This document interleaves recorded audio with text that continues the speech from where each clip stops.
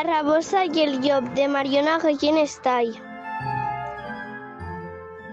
Hi havia una vegada una rabosa que s'avorria molt, així que va decidir que jugar amb el seu amic llop. Quan va arribar el llop estava plorant trist i sol. Què et passa, llop?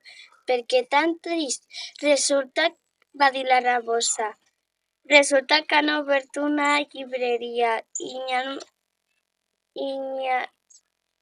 he mirat molts els contes i jo era el roïn. Hi havia molts en el que jo i tu érem roïns, va dir el llop trist.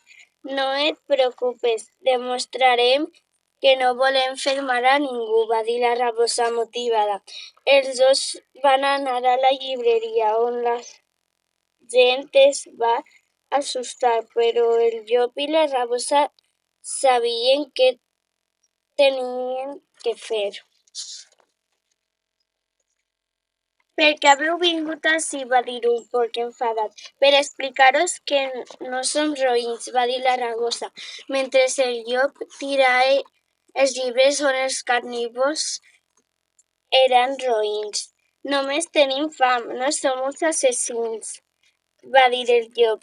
Bueno, tens raó, pot ser que nosaltres ens hàgim passat, però obrirem un mercat per a vosaltres, va reconèixer una cabra.